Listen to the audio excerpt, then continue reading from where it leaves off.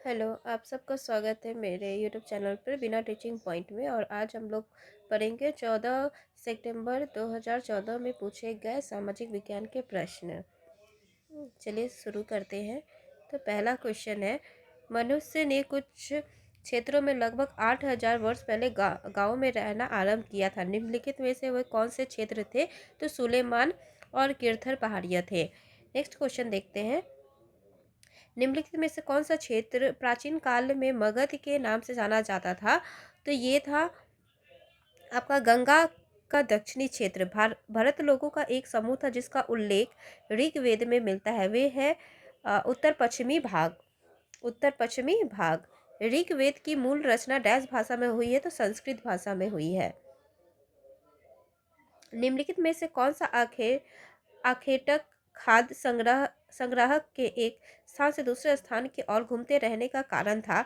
तो ये था संसाधनों के लिए अन्य आखेटक खाद्य संग्राहक समूह से संघर्ष करना।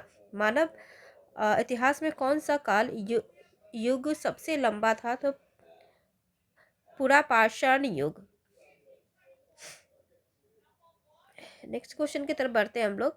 37, तो डैश में प्राचीन शैल चित्रकला मिलती है? तो ये मिलती थी आपके मध्य प्रदेश तथा उत्तर में। निम्नलिखित में से कौन सा हड़प्पा का स्थल नहीं था? जो चिरांद था।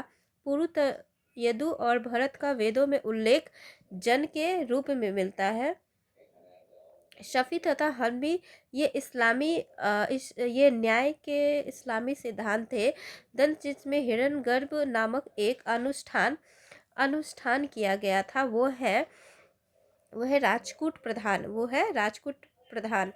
42 क्वेश्चन नंबर, यह किसने लिखा है कि रजिया अपने भाइयों से कहीं अधिक योग्य तथा सक्षम थी? तो ये लिखा गया है सिराज में लिखा गया है। अगली क्वेश्चन की तरफ, भारत एक शिलालेख में कहा गया है कि दिल्ली के सुल्तान को खुदा के द्वारा चुना गया है क्योंकि उनमें मैसीन तथा सोलोमन जैसे गुण विद्यमान है। दिल्ली का सुल्तान कौन था? तो ये हो जाएगा अलाउद्दीन खिलजी। अगले क्वेश्चन की तरफ बढ़ते हैं। तो ईस्ट इंडियन कंपनी के दौरान किस स्वराज्य बंदोबस्त के अंतर्गत स्वराज एकत्र करने और उसे कंपनी को अदा करने की जिम्मेदारी गांव के मुखिया को सौंपी गई थी? तो इसका है महालवाड़ी बंदोबस्त। नेक्स्ट 45 क्वेश्चन, प्रथम विश्व युद्ध ने किस प्रकार भारत की आर्थिक और राजनीतिक स्थिति बदल दी थी? तो ये थे, युद्ध ने औद्योगिक वस्तुओं की मांग में वृद्धि कर दी जिससे भारत उद्योग का विस्तार बढ़ गया। निम्नलिखित में से कौन सा मरुस्थल का एक उदाहरण है? तो ये है लद्दाख। निम्नलिखित कथनों में कौन सा कथन पृथ्वी की स्थिति के संबंध में सत्य है? तो ये है आपका कि पृथ्वी का अक्ष एक काल्पनिक रेखा है जो इसके कक्षीय समतल से 66/2 डिग्री का कोण बनाती है। नेक्स्ट क्वेश्चन, प्रदीप्त वृत्त है, ये क्या है? ये है वृत्त जो ग्लोब पर दिन को रात से विभाजित करती है। पारस्परिक रूप से चिन्हित ए को दर्शाता है। तो ये क्या को दर्शाता है? तो ये है पश्चिम को दर्शाता है। अगले क्वेश्चन की तरफ 50 नंबर क्वेश्चन चलते हैं हम लोग। द्वीप समूह डैश में स्थित है? तो कहाँ है? ये अरब सागर में स्थित है। ब्राजील में पाया जाने वाला कंपोज डैश है? तो ये एक उष्ण कटिबंधीय घास का मैदान कहा जाता है। कोलकाता बंदरगाह डैश में स्थित है? तो कोलकाता बंदरगाह हुगली नदी के पास स्थित है। अगले क्वेश्चन की तरफ, संसार में किस महाद्वीप पर सबसे कम जनसंख्या है?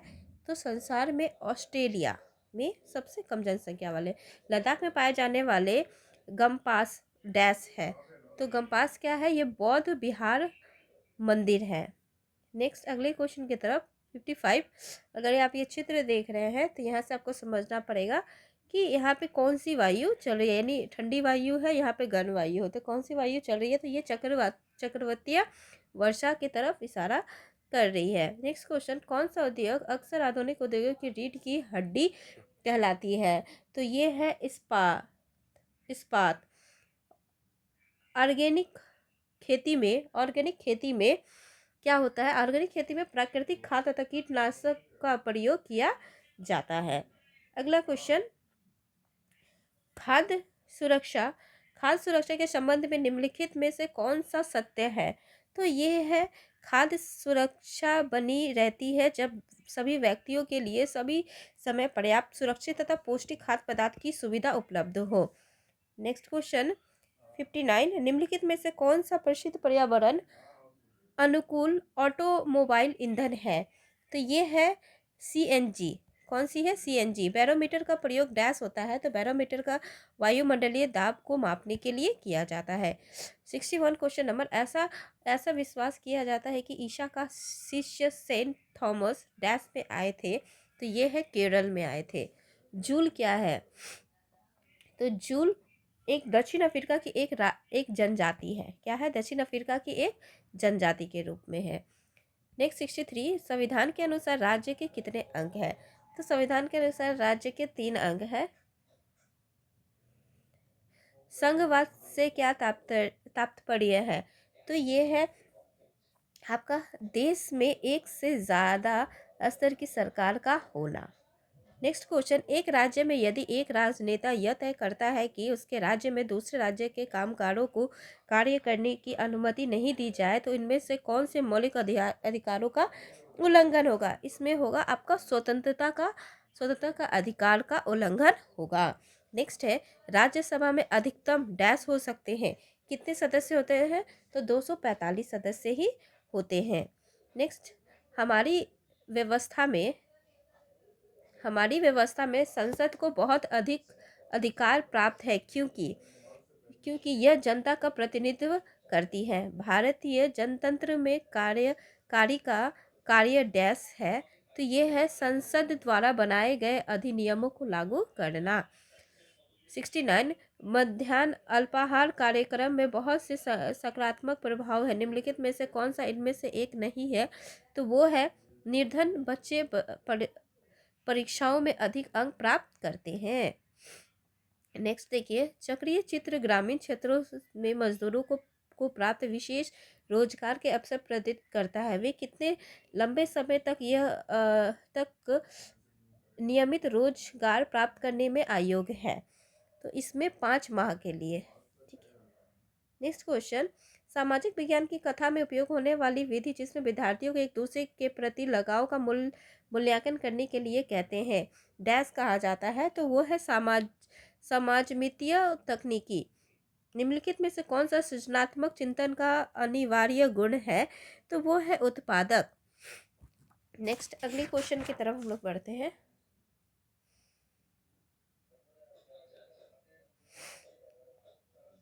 क्वेश्चन नंबर 73, एक चुनाव के दौरान विभिन्न मुद्दे की भूमिकाओं को समझने के लिए आप विद्यार्थियों को निम्नलिखित में से कौन से ज़्यादा प्रश्न पसंद करेंगे?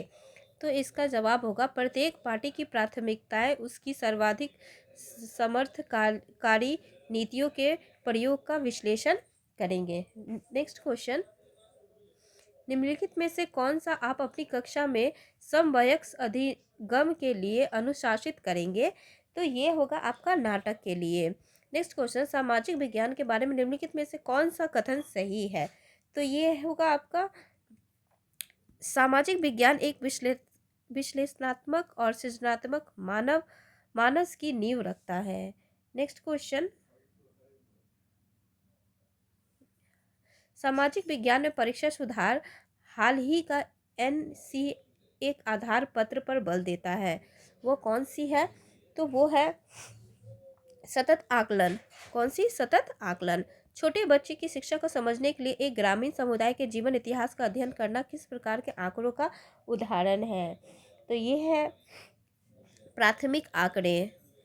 अवलोकनीय तत्वों से निष्कर्ष निकालने की प्रक्रिया डैश कही जाती है? तो ये है निगमन। नेक्स्ट क्वेश्चन, एक दशक में एक क्षेत्र विशेष में वर्षा में आने वाले बदलावों को प्रदर्शित करने के लिए निम्नलिखित में से कौन सी शिक्षण सहायता सामग्री उपयुक्त है? तो ये है दंड आरेख। नेक्स्ट,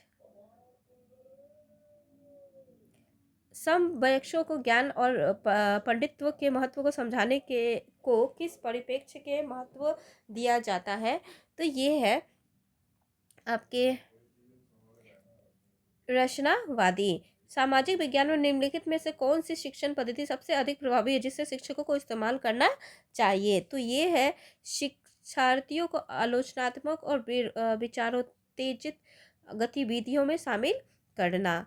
नेक्स्ट है भारतीय बहुलतावादी समाज में सामाजिक विज्ञान की पाठ्य पुस्तकें हैं, तो ये क्या कहलाती है? सभी धर्मों और सामाजिक मूल्यों को शामिल करना और उनका प्रतिनिधित्व करना। समानता के विषय में पढ़ाने के लिए निम्नलिखित में से कौन सर्वाधिक उपयुक्त पद्धति कौन सी है? तो वो होगी आपकी गरीबी और पूंजीवाद के विचारों से संबंधित क्षेत्र कार्य देना। निम्नलिखित में से कौन सा नियम विनय और मूल्यों के सामाजिक अधिगम को बढ़ावा देता है? तो वो है समूह चर्चा। नेक्स्ट क्वेश्चन, विद्यार्थियों के व्यवहार के निम्नलिखित में से किस वर्णन को सामाजिक विज्ञान की कथा में अविवृत और मूल्यों के आकलन में इस्तेमाल किया जाता है? तो इसका कथन होगा प्रश्न पूछने के लिए स्वतंत्र अनुभूति करना। नेक्स्ट, सामाजिक विज्ञान की कक्षा में निदानात्मक और उपचारात्मक शिक्षण में शामिल होंगे। तो शिक्षार्थी की कठिनाई विशेष की पहचान करना। लास्ट क्वेश्चन, अंतिम क्वेश्चन की तरफ बढ़ रहे हैं अब हम लोग। शिक्षक शिक्षा के दौरान सूक्ष्म शिक्षण निम्नलिखित में से किसकी ओर संकेत करता है? तो ये एक छोटी कक्षा को पढ़ाना जिसमें सहपाठी शिक्षार्थियों की भूमिका निर्वाह कर रहे हैं। सामाजिक विज्ञान की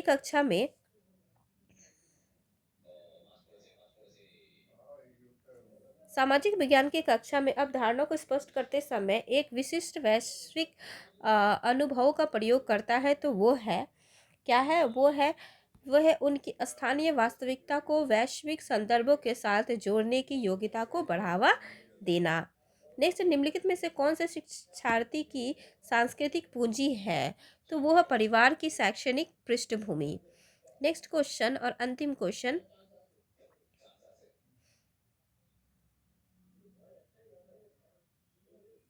निम्नलिखित में से कौन सा सामाजिक विज्ञान की कक्षा में प्रगतिशील शिक्षा का आयाम है? तो ये है बहुलता और विविधता के लिए सम्मान। तो इस प्रकार हमने 60 क्वेश्चन कंप्लीट कर लिए हैं आपके 14 सितंबर के। अब इसके बाद और भी क्वेश्चंस हम लोग करेंगे। तो अगर वीडियो अच्छी लगी तो प्लीज़ मेरे चैनल को फॉलो कीजिए, सब्सक्राइब कीजिए और कमेंट करके ज़रूर बताइए। Thank you.